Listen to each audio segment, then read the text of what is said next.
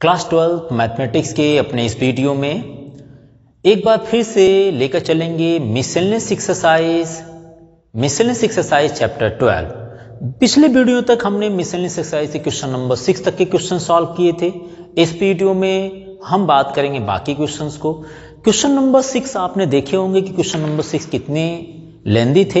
इस बेसिस पर हम आगे के जो भी क्वेश्चन सिमिलर होंगे उन क्वेश्चंस को इक्वेशन या इन इक्वेशंस बनाकर आपको देते हैं, आप उस क्वेश्चंस को ट्राई कर सकते हैं। तो चलिए देखते हैं क्वेश्चन नंबर 7 क्या कह रहा है। सबसे पहले हम बात करेंगे मिसलेनियस एक्सरसाइज के क्वेश्चन नंबर 7 की, जिसमें है an oil company has two depots A and B with capacity of 7000 litre and 4000 litre respectively and the company is to supply oil to 3 petrol pump D E and F whose requirement are 4500 litre 3000 litre and 3500 respectively and the distances in kilometer between the depots and petrol pump is given in the following table है।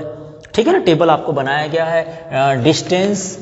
Distance किसके between, distance in kilometre में given है। कहाँ से, depots A to be से petrol pump D E and F के बीच की distance है। ये आपके 7 किलोमीटर है, ये 6 किलोमीटर, ये 3 kilometre, here is also 3 kilometre, 4 kilometre and 2 kilometre. ये डिस्टेंसेस है डिपोज ए से D, petrol pump and E and F respectively. So assuming that the transportation cost of 10 litre of oil in 1 rupees is 1 rupees per kilometre के हिसाब से है। So how should the delivery be scheduled in order that the transportation cost is minimum and what is the minimum cost है। तो सबसे पहले तो हम जो डिस्टेंस दिया है उसको तो लेकर चलना ही है, साथ ही साथ हमें इक्वेशंस को रिप्रेजेंट करना है। बाद में जब ट्रांसपोर्टेशन का यूज करेंगे, ट्रांसपोर्टेशन कॉस्ट को मिनिमाइज करनी है, तो ऐसे केसेस करते समय हम 10 लीटर वाली कंडीशन को भी लेकर चलेंगे। तो हम लेट कर लेते हैं, लेट फ्रॉम डिपोज ए से x लीटर ऑयल सप्लाई किया जा रहा है किसको, पेट्रोल पंप डी को, एंड y लीटर सप्लाई किया जा पेट्रोल पंप ई से ई को, है ना। तो let x and y litre oil, x and y litre oil supply किया जा रहा है, सप्लाई फ्रॉम डिपोज किसको, depot A to petrol pump D and E. हमने डी एंड ई के लिए सपोज कर लिए, ठीक है। तो चलिए देखते हैं कैसे ये सप्लाई किया जा रहा है। सबसे पहले हमें ये देखना है कि हमारे पास 2 डिपोज हैं। हम पहले इन डिपोज को कंस्ट्रक्ट कर लेते हैं, ठीक है ना। इन डिपोज को ए और बी से रिप्रेजेंट करना है, साथ ही साथ इनकी कैपेसिटी दी गई है। 7000 लीटर इसमें कैपेसिटी है इसकी और 4000 लीटर यहाँ पर रखे गए हैं। साथ ही साथ इनमें से जो ऑयल सप्लाई कर रहा है वो 3 पेट्रोल पंप को सप्लाई करना है। वो पेट्रोल पंप आपके डी है, ई है एंड एफ पेट्रोल पंप है, डी ई एंड एफ।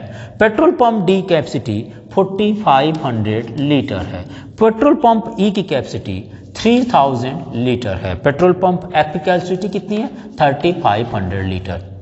हमने सपोज कर लिए थे कि ए डिपो से x लीटर सप्लाई किया जा रहा है पेट्रोल पंप ई को, y लीटर सप्लाई किया जा रहा है पेट्रोल पंप है ना डी को, यहाँ पर ई को y लीटर, एंड रिमेनिंग जो बच जाता है, रिमेनिंग कितना बचेगा, 7000 minus x plus y litre supply करेंगे पेट्रोल पंप ए से f को। नाउ नेक्स्ट, अगर डी पेट्रोल पंप को x लीटर ऑयल मिल चुका है तो बाकी कितना रिक्वायरमेंट होगा, बाकी रिक्वायरमेंट होंगे 4500 minus x litre from B petrol pump से बी डिपो से डी पेट्रोल पंप को। अगर इसने y लीटर पहले से ये पेट्रोल पंप से ले लिया है तो रिमेनिंग जो रिक्वायरमेंट होगी वो 3000 माइनस y होगा।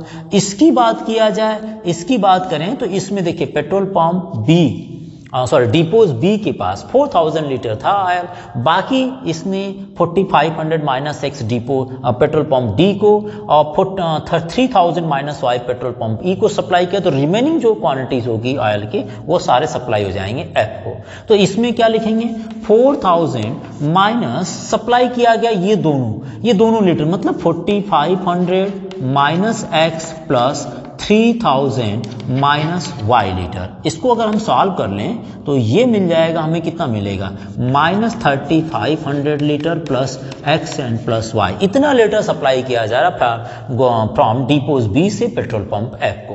नाउ कॉस्ट जो दिया है वो डिस्टेंस अकॉर्डिंग दिया है। किस तरह से दिया है, 10 लीटर कॉस्ट ऑफ, यहां दिया है ना कि ट्रांसपोर्टेशन कॉस्ट ऑफ 10 लीटर लिखा है इसमें, cost of 10 litre, cost of 10 litre oil is कितना है, 1 रुपीज है, 1 रुपीज है। सो यहां पर 1 लीटर ऑयल कॉस्ट कितना होगा, 1 litre oil cost of 1 litre oil is equal to, cost of 1 litre oil is equal to 1/10 rupees in 1 kilometre हुआ। अगर हमने इतना ऑयल सप्लाई कर दिया और डिस्टेंस 7 किलोमीटर था तो इसके हिसाब से कॉस्ट कितना होगा, उसको रिप्रेजेंट कीजिए। Z is equal to 7 kilometre distance हुआ, 1 लीटर ऑयल कॉस्ट 1/10 रुपीज है। x लीटर अगर सप्लाई कर रहे हैं तो इसके हिसाब से 7 किलोमीटर डिस्टेंस है, तो 7 किलोमीटर डिस्टेंस चल रहे हैं, 7x हो गया, और 1 किलोमीटर कॉस्ट 1 किलोमीटर, अगर 1 litre supply 1 litre oil cost 1/10 rupees होता है इन 1 किलोमीटर में, तो जो टोटल कॉस्ट बनेगा वह होगा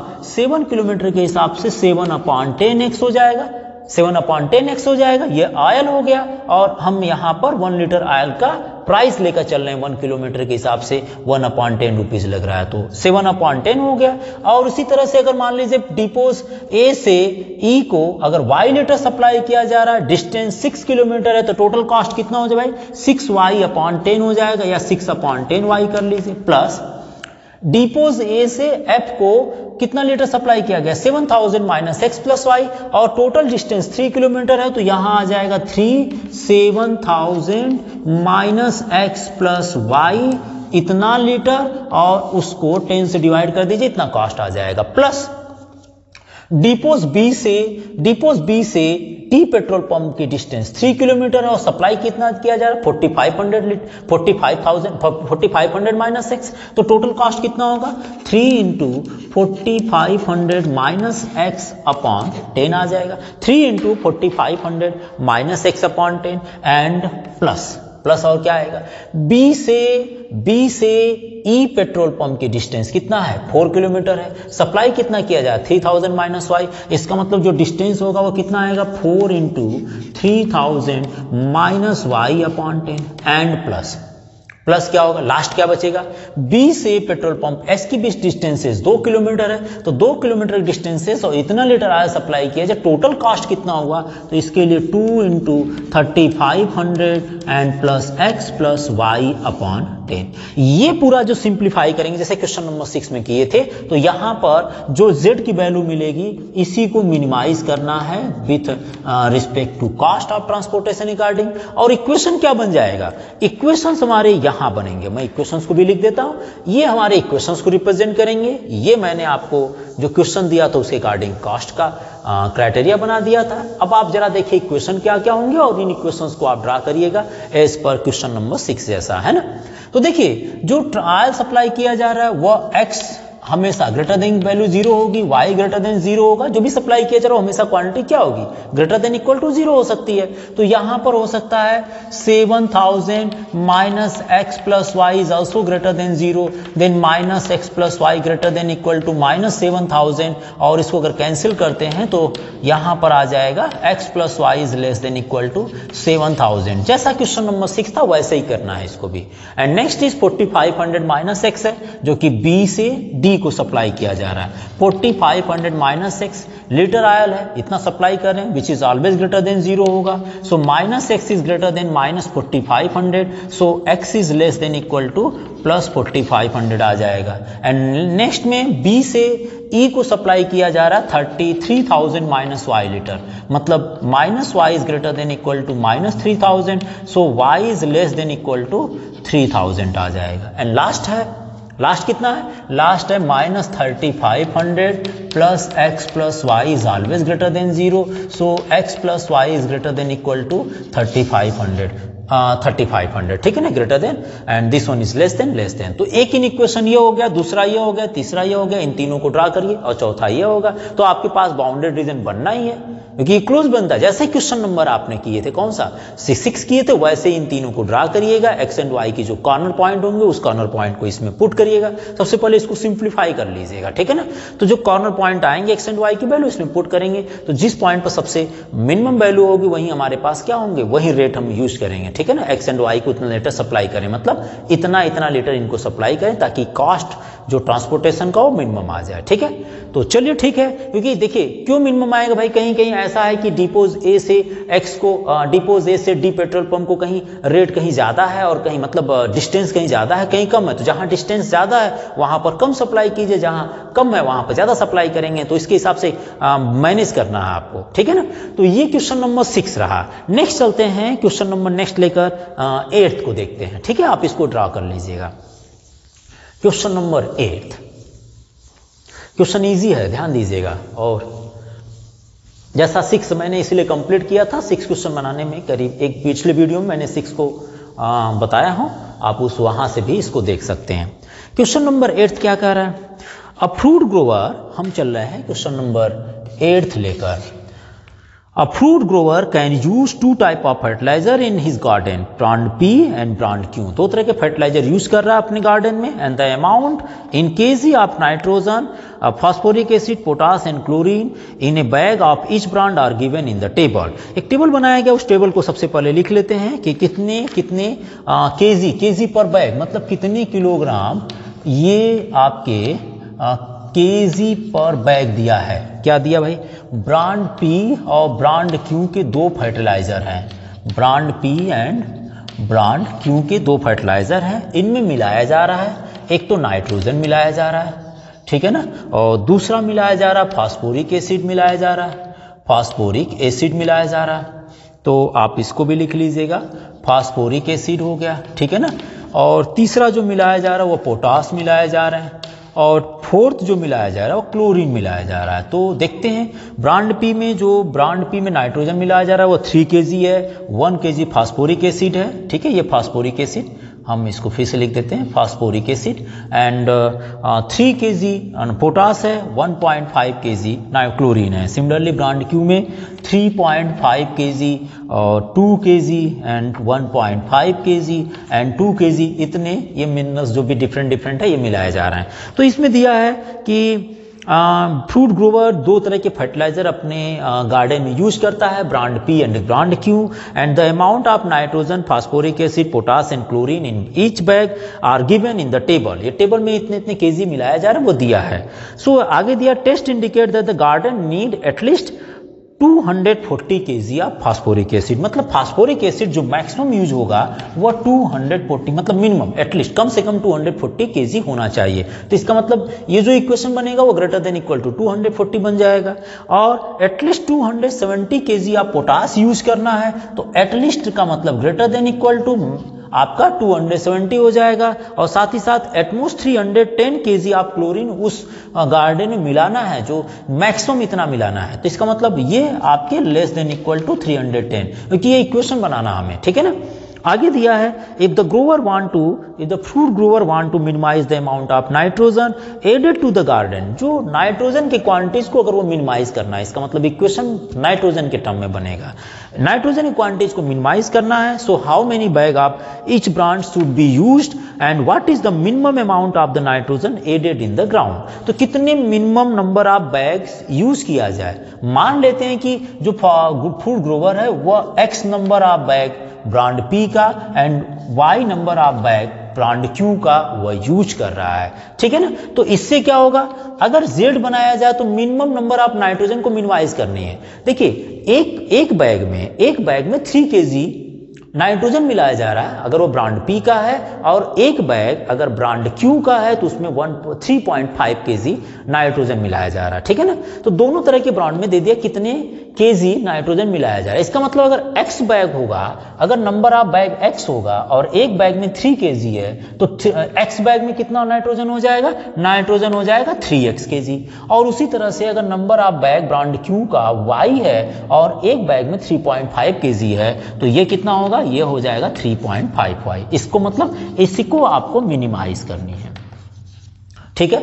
और अब इक्वेशन क्या बन सकता है, इसको मिनिमाइज करनी है नाइट्रोजन को, हमने नाइट्रोजन के टर्म में इक्वेशन बना दिया, यहाँ कॉस्ट और प्रॉफिट नहीं दिया था, इसलिए नाइट्रोजन को ही मिनिमाइज करनी होगी। और इक्वेशन यहां से बनेगा, क्या बनेगा, एक तो बनेगा x प्लस 2y, है ना, x plus 2y greater than equal to 240, इसको आपको ड्रा करना है। नेक्स्ट फास्फोरिक एसिड का बन जाएगा 3x plus 1.5 is greater than equal to 270 and 1.5x plus 2y less than equal to 310 and x is always greater than, because number of bag है इसलिए हमेशा ग्रेटर देन होगा, ठीक है ना। तो इन तीनों इक्वेशंस को आपको सॉल्व करना है। सॉल्व करने के बाद जो कॉर्नर पॉइंट होंगे इसमें पुट कर लीजिएगा, ये बाउंडेड बनेगा क्योंकि ये दो अनबाउंडेड है, ठीक है ना, और एक बाउंडेड बनाएगा, less than equal to origin की तरफ आ जाएगा। जब आप इसको ड्रा करेंगे तो कॉर्नर पॉइंट मिलेगा, उस कॉर्नर पॉइंट को यहां पुट करिएगा, तो जिस पॉइंट पर z की वैल्यू मिनिमम होगी वही हमारा आंसर हो जाएगा, ठीक है। और एक लास्ट है क्वेश्चन नंबर 9 है, जो कि क्वेश्चन नंबर 8 बेस पर है। देखिए क्वेश्चन नंबर 9 क्या कर रहा है, क्वेश्चन नंबर 9 की बात कर रहे हैं। इसमें लिखा है refer to question 8 if the grower want to maximise the amount of nitrogen added to the garden, how many bag of each branch should be added and what is the maximum amount of nitrogen added. मतलब यही पूरा question होगा। इसी पूरे question में z की value question number 9 के according अगर देखा जाए तो z इज मैक्सिमम हो, मैक्सिमाइज करनी, z को क्या करनी है, z इज मैक्सिमाइज किस पॉइंट पर होगा, किस पॉइंट पर मैक्सिमाइज होगा वही चीजें फाइंड करनी। तो सब कुछ यही कीजिएगा क्वेश्चन नंबर 8 जैसा। तो जिस पॉइंट को रखने पर z की वैल्यू मिनिमम होगी वो तो क्वेश्चन नंबर 8 का आंसर हो गया, और जिस पॉइंट को रखने पर z की वैल्यू मैक्सिमम होगी वो क्वेश्चन नंबर 9 का आंसर हो जाएगा, ठीक है ना। तो एक क्वेश्चन करने पर दोनों काम हो जाएगा। तो एक बार आप इसको नोट कीजिए। हम चलें क्वेश्चन नंबर एक और बताने के लिए, क्वेश्चन नंबर 10 क्वेश्चन नंबर 10 देखा करते हैं। क्वेश्चन नंबर 10 क्या है, ये क्वेश्चन थोड़ा इंपॉर्टेंट है, इसलिए आप इसको सीबीएसई बोर्ड एग्जाम के लिए इंपॉर्टेंट दे दीजिएगा। इसमें दिया है toy company manufacturers 2 types of doll A and B. Market test and available resources have indicated that the combined production levels should not exceed $1,200 per week and the demand of doll type B is at most half of that for dolls of type A. Further, the production level of doll of type A can exceed 3 times the production of dolls other type by at most 600. And if the company make profit of 12 rupees and 16 rupees per doll respectively on doll A and doll B, so how many of each dolls should produce weekly in order to maximize the profit? Question में आप देख लीजिए number of doll production हो रहा है। तो late हम सबसे पहले सपोज कर लें, let x and y dolls produces है ना, let x and y dolls produces of type A, produces of type A and B respectively. हमने मान लिए कि इतना नंबर ऑफ डॉल प्रोड्यूस हो रहा है, ठीक है ना।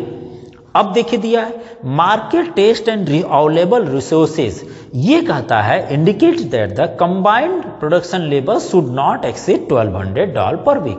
दोनों तरह के डॉल की जो कंबाइंड प्रोडक्शन होगा वो 1200 से ज्यादा नहीं हो सकता। इसका मतलब ये दे दिया है कि x plus Y less than equal to 1200 होगा, इससे ज्यादा नहीं होगा, कम हो सकता है। एंड नेक्स्ट क्या दिया है, and the demand of type B, demand of dolls of type B, type B को क्या मान लिया हमने, y सपोज कर लिए, y type B is at most का मतलब less than equal to, is at most of that for doll of type A. Type A का मैक्स क्या है, हाफ है, लिखा ना, is at most half of the type ए।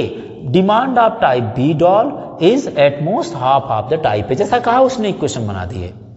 यहां से आप इसको सॉल्व कर लीजिए। तो 2y less than equal to x, इसका मतलब आप कह सकते हैं कि आप अगर x के टर्म में लेना चाहते हैं तो इसको लिख दीजिए x minus 2y। 0 is greater than equal to x minus 2y, इसका मतलब x minus 2y is less than equal to 0, ये नहीं होगा, 0 इज ग्रेटर देन क्या होगा, x माइनस 2y, इसका मतलब x minus 2y less than equal to 0। And further the production level of type A, type A means x हो गया, can exceed 3 times the production of type B by at most 600। देखिए आप कह रहा can exceed, exceed मतलब maximum हो सकता है, बाई एटमोस्ट कह रहा है लेस देन इक्वल टू, लिखा है the production of type A and Y इधर ले लीजिए, दूसरा type B, the production level of type A can exceed 3 times the production of other type, इसका 3 times, बाई एट मोस्ट 600 ये ज्यादा होगा तो ये 600 कर दीजिए, इससे इक्वेशन मिल जाएगा x minus 3y less than equal to 600। Production of type A can exceed 3 times other type by at most 600, ये 600 ज्यादा होगा, इसका मतलब हमने 600 इधर कर ताकि बैलेंस बन जाए, तो यहाँ x minus 3y less than equal to 600 हो गया। अब हमारे पास पूछा कितना प्रोडक्शन किया जाए, साथ ही साथ नंबर ऑफ डॉल्स है, ये हमेशा ग्रेटर देन इक्वल टू 0 होगा, तो एक इन इक्वेशन से ये और दूसरा बन गया हमारे पास कौन सा, x plus Y less than equal to 1200। चलिए इनको ड्रा कर लेते हैं, क्वेश्चन थोड़ा इंपॉर्टेंट है, ठीक है ना। सबसे पहले फर्स्ट वाले को ड्रा देखते हैं, तो फर्स्ट वाले के लिए let x plus Y is equal to 1200, then x is equal to 0 पर y यूनिट 1200 मिल जाएंगे, if y is equal to 0 हो तो x इज इक्वल टू 1200 हो जाएगा, और साथ ही साथ पॉइंट को चेक किया जाए कि 0 0 सेटिस्फाई कर रहा है या नहीं, तो 0 0 रखने पर किसमें, x plus Y less than equal to 1200 में रखने पर तो ये मिल जाएगा 0 plus 0 less than equal to 1200, so 0 is less than 1200 बोलेंगे, s is 0 is less than 1200 है। ओके, नेक्स्ट देखते हैं, यहां पर ये लाइन है, ये x minus 2y less than equal to 0, तो इसके लिए क्या करेंगे, let x minus 2y is equal to 0 के लिए हमें एक टेबल बनाना पड़ेगा, यही तरीका हो सकता है बिकॉज यहां पर कोई नंबर नहीं है, तो यह x हो गया, ये y, if x is equal to 0, या आप इसको लिख दीजिए कितना, x is equal to 2y, if x is equal to 0 then y 0, if y या y इज इक्वल टू, जैसे देखिए 1200 है तो हम थोड़ा बड़ा यूनिट लेकर चलते हैं कि y इज इक्वल टू, मान लीजिए मैंने 200 ले लिया, ठीक है ना, तो x इज इक्वल टू कितना होगा, 400 हो जाएगा। अगर y is equal to minus 200 ले लिया तो x is equal to minus 400 हो जाएगा ना, हमने तो कुछ बड़े यूनिट ले लिए। ओके, यूनिट अगर कोई 1200 में और कोई 2 आए तो उसको ड्रा ही करना पॉसिबल नहीं होता है, क्योंकि कहीं आप स्केल भी अगर सपोज करेंगे तो 1200 की तो बहुत लंबी डिस्टेंस हो जाएगी, तो स्केल अगर मान लीजिए सोचते हैं कि हम 1 small block is equal to 10 unit चलना चाह रहे हैं, तो ये तो आपको तो मिनिमाइज हो जाएगी, इसके हिसाब से आप रिस्पेक्टिव आप वैल्यू लिया करिए, ठीक है। और ये सेटिस्फाई कर रहा है या नहीं कर रहा उसको भी नहीं चेक करना, बिकॉज ये less than equal to 0 condition चल रही है, तो इसको हम देख लेंगे कहां पर इसका सैडल पोर्शन बनता है। नेक्स्ट हमारे पास है x minus 3y less than equal to 600 है, तो इसके लिए क्या करेंगे, आप इसको भी लेट कर लीजिए, let x minus 3y is equal to 600, if x is equal to 0 then y is equal to minus 200, if y is equal to 0 then x is equal to 600, ठीक है। और साथ ही साथ इसमें अगर पॉइंट की बात करें कि पॉइंट 0 0 के लिए क्या कंडीशन है इसके लिए, तो यहां पर हो जाएगा x minus 3y less than equal to 600, so 0 is less than 600 है, आप बोलेंगे s ये है, और बाकी ये आपके पास ग्रेटर देन 0 होता ही है। तो चलिए इन पॉइंट्स को हम ड्रा करते हैं, ये आपने नोट कर लिए होंगे, ठीक है। ओके, नाउ नेक्स्ट हम इनको ड्रा करते हैं, देखते हैं कॉमन सोल्यूशन क्या मिल रहा है हमारा। सबसे पहले इसके लिए एक्सिस को आप ले लीजिए, एक्स एंड वाई एक्सिस को, और ये आप वाई एक्सिस ड्रा कर लिए, और यहाँ से आप एक्स एक्सिस को ले लीजिए। थोड़ा ग्राफ बड़ा बना देते हैं ताकि अच्छा दिखे, और आप भी इसी तरह से ग्राफ पेपर पर ड्रा करना शुरू कर लीजिए। यह आ गया हमारे पास एक्स एक्सिस, ये वाई एक्सिस। यूनिट आपके 1200 है, यहाँ पर 600 है, यहाँ 200 है, और ये 400 है, तो मैं 100 का लेकर चलता हूँ।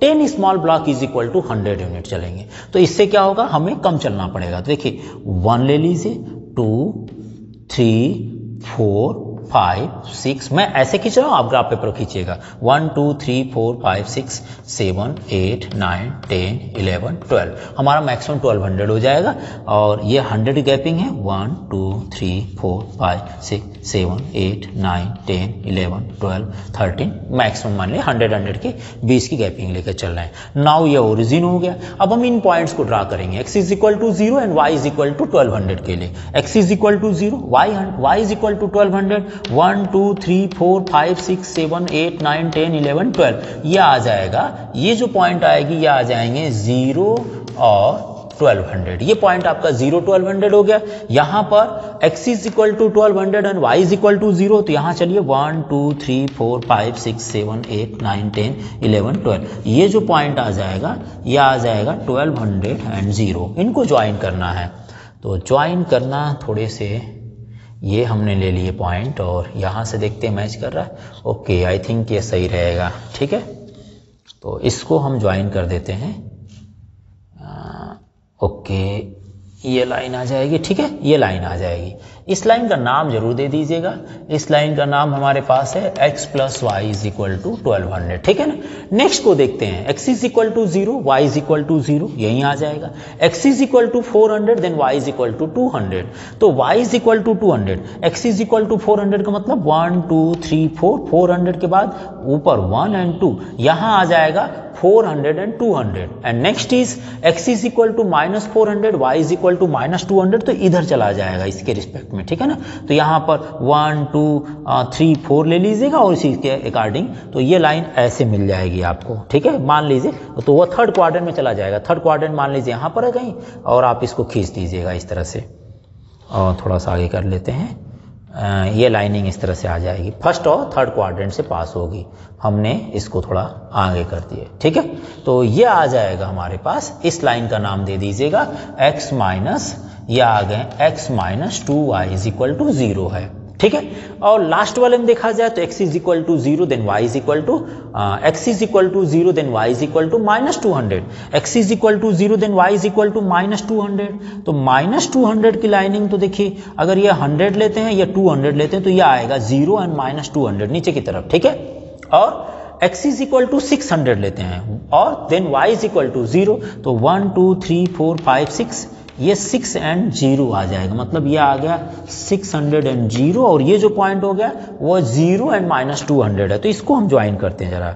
ये लाइन ऐसे चली जाएगी, ये देखिए ग्राफ पेपर पर ऐसे लाइन चल रही। ठीक है ना, हमने ये लाइन खींच दिया।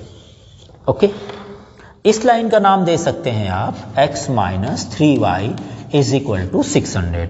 इंटरसेक्टिंग अगर देखा जाए कॉमन पॉइंट क्या बन सकता है, सबसे पहले ये लाइन क्या हो रही थी, ये सेटिस्फाई कर रही थी 0 लेस देन x, मतलब ये डाउनवर्ड डायरेक्शन में इसका शेडेड पोर्शन आएगा।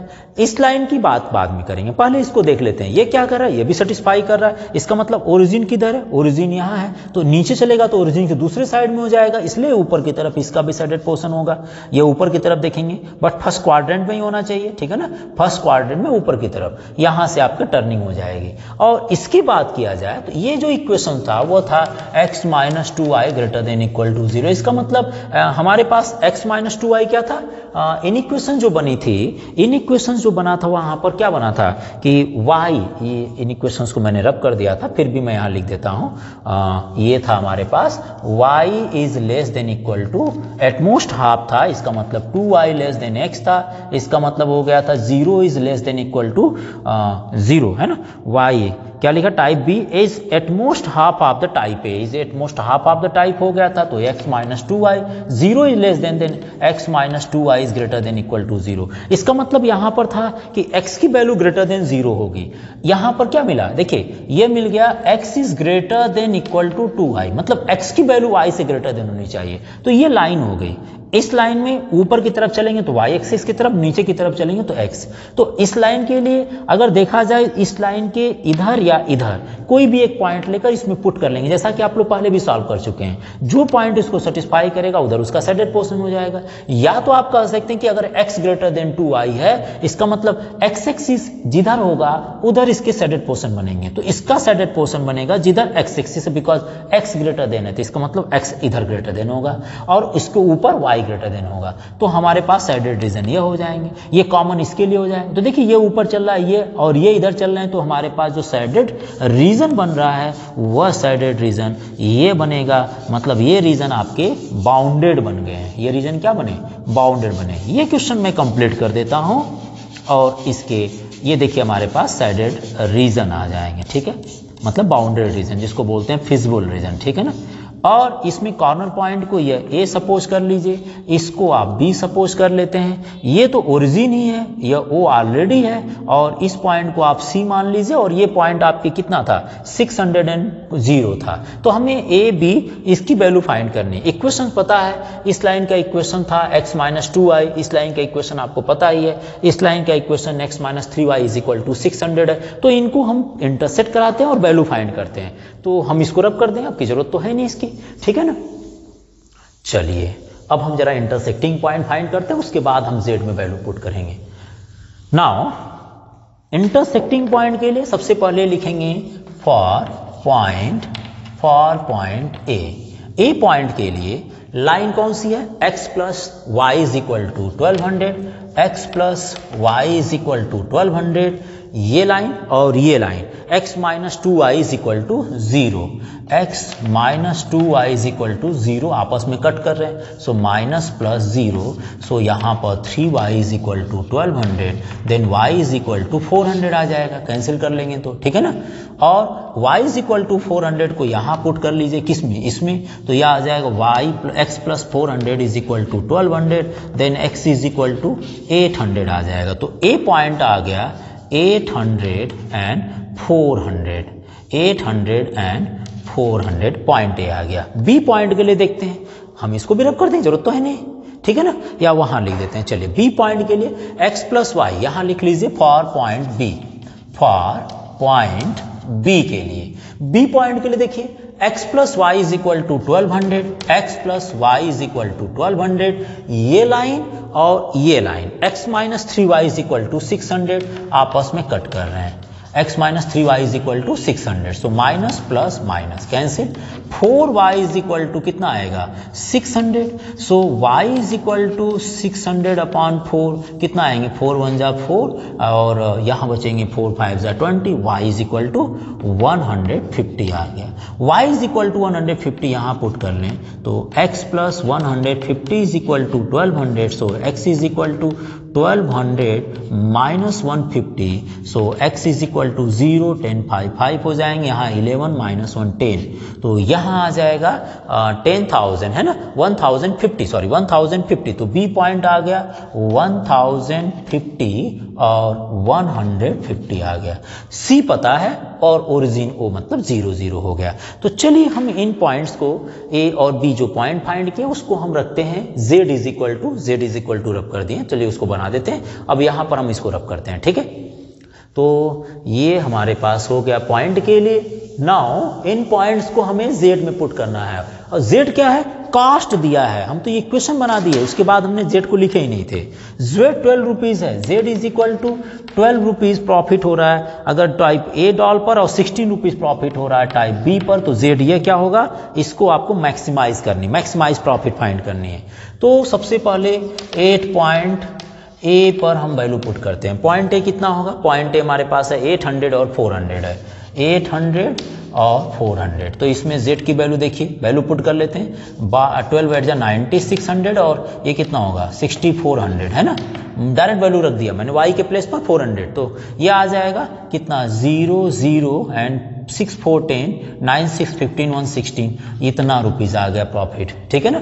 तो 9 6 15 116 हो गया। नाउ 8 पॉइंट बी की बात करते हैं, 8 पॉइंट बी पॉइंट कितना है 1050 एंड 150, 1050 150, सो z = 12 × 1050 प्लस 16 × 150, कितना आ जाएगा z, ये आ जाएंगे 0, 12 5 = 60, 12 5 = 60, 12 1 = 12 प्लस 16 की बात करें तो 0 16 5 कितना आएगा 80, 0 16 1 = 60 प्लस 8 24, और इसको अगर ऐड कर देते हैं तो ये 0 0 एंड 6 4 10 2 2 4 1 5 15,000 आ जाएगा, वहाँ 16,000 रुपीज आ गया। और लास्ट में लिखते हैं 8 पॉइंट सी पर, सी पॉइंट कितना 600 है, तो 600, 0, सो z = अगर यहाँ 600 पुट करते हैं तो ये ओनली 7200 रुपीज आएगा। और लास्ट में अगर ओरिजिन लेते हैं 8 पॉइंट ओरिजिन लेते हैं 0 0 पर, तो z की वैल्यू आपको लग ही रहा है कि z की वैल्यू यहाँ 0 आ जाएगी, ठीक है ना। तो मैक्सिमम किस पॉइंट पर होता है, तो प्रॉफिट मैक्सिमम होता है एट द पॉइंट ए, और मैक्सिमम प्रॉफिट इसको कितना होगा 1600 रुपीज़ का प्रॉफिट होगा। जब टाइप ए प्रोडक्शन 800 हो और टाइप बी प्रोडक्शन 400 हो तो उसको मैक्सिमम प्रॉफिट होगा, वो मैक्सिमम प्रॉफिट 16,000 रुपीज़ हो जाएगा। इसके बाद ये लीनियर प्रोग्रामिंग कंप्लीट होती है। अगले वीडियो में देखते हैं, प्रोबेबिलिटी को नोट कर लीजिएगा। अगर वीडियो समझ में आया तो इसको लाइक और सब्सक्राइब जरूर कीजिएगा, ठीक है ना। आप एक बार नोट कर सकते हैं।